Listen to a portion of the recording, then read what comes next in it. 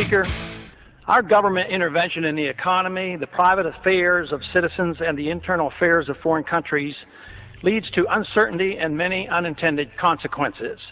Here are some of the consequences about which we should be concerned. I predict U.S. taxpayers will pay to rebuild Palestine, both the West Bank and the Gaza, as well as Afghanistan.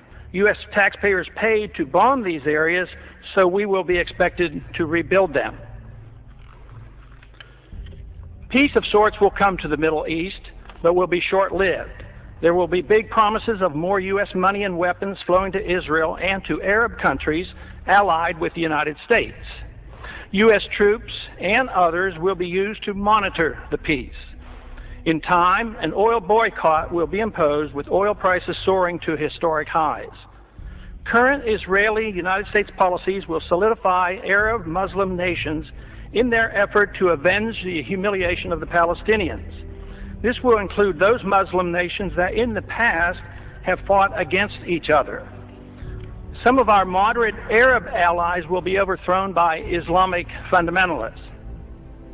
The UN will continue to condemn through resolutions Israeli-U.S. policies in the Middle East, and they will be ignored.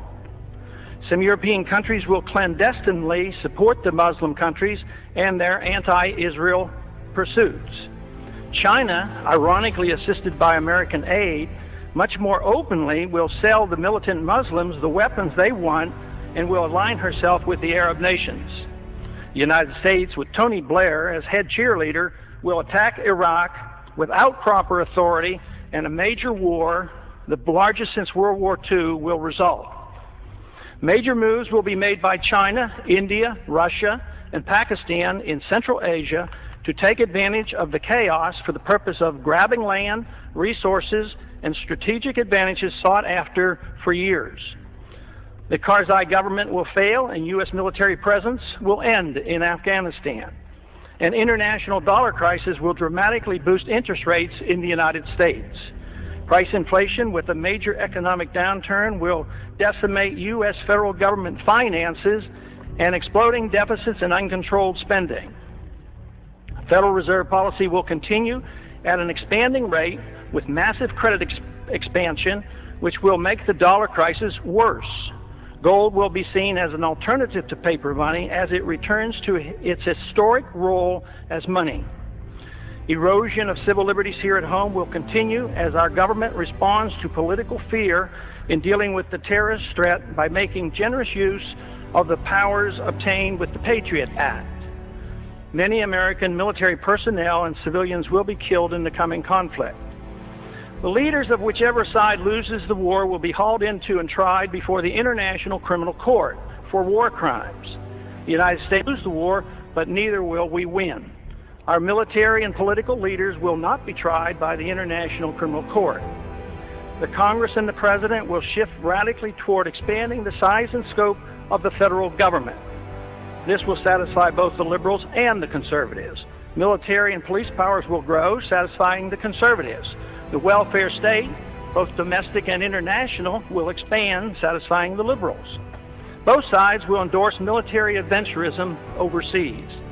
This is the most important of my predictions. Policy changes could prevent all of the previous predictions from occurring. Unfortunately, that will not occur. In due course, the Constitution will continue to be steadily undermined and the American Republic further weakened. During the next decade, the American people will become poorer and less free, while they become more dependent on the government for economic security. The war will prove to be divisive, with emotions and hatred growing between the various factions and special interests that drive our policies in the Middle East. Agitation from more class warfare will succeed in dividing us domestically.